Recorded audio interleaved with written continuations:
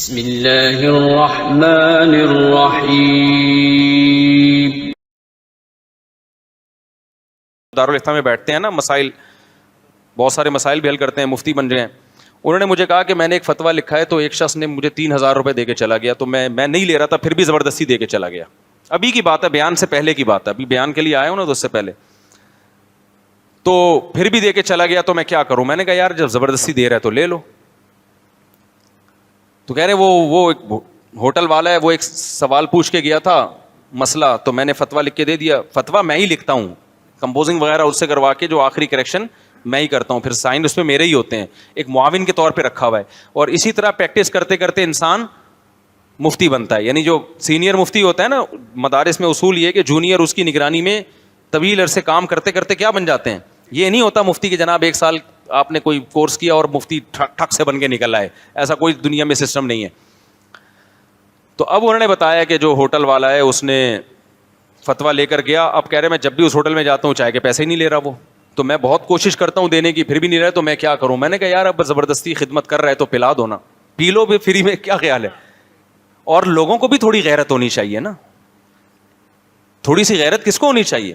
ایک بیچارہ مفتی بیٹھا ہوا ہے, اس کے بھی 20 بچے ہیں, وہ اتنی محنت سے فتویٰ لکھ رہا ہے, تو وہ تو نہیں, میں نے تو پابندی لگائی ہوئی ہمارا, ہم جب فتویٰ لکھتے ہیں تو کوئی اس کے پیسے نہیں ہے, کوئی چارجز نہیں ہے. بعض فتووں میں 15 دن لگ جاتے ہیں اس کی تحقیق کرنے میں.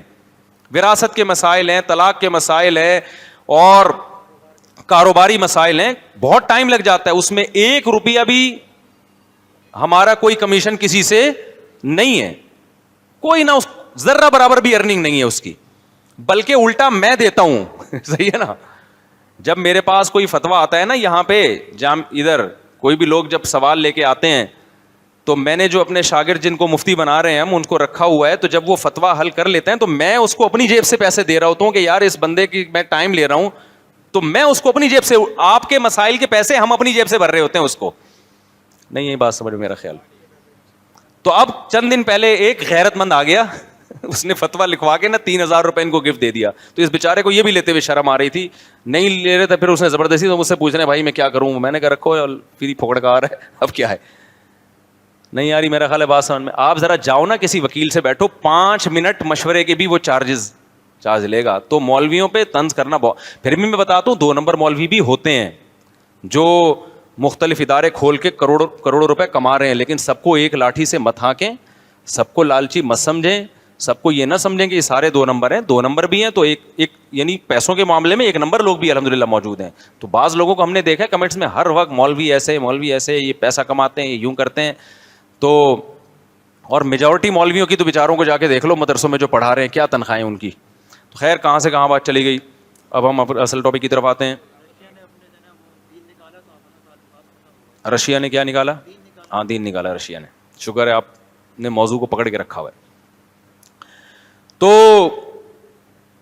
بات یہ چل رہی تھی. اچھا ایک اور واقعات آ رہے ہیں. ابھی ایک بہت بڑا کیس آیا, بہت مشکل کیس تھا. میں چونکہ ذرا سا بھی اشارہ کروں گا وہ سمجھ جائیں گے وہ لوگ کہ ہماری بات ہو رہی. جامعۃ الرشید میں آیا, جو بڑے بڑے اداروں سے حل نہیں ہو رہا تھا جھگڑے کا, وہ ایک مولانا صاحب کے ذمے لگایا. انہوں نے 2-3 مہینے میں کیس اسٹڈی کر کے نا قرآن و سنت کی بڑا دماغ خرچ کر کے اس کو حل کر دیا. اگر وہ کورٹ میں ہوتا نا لاکھوں کروڑوں روپے لگنے تھے. مجھے افسوس اس پر ہوا کہ اس مولوی بیچارے کو بھی کچھ بھی نہیں سوائے ثواب کے.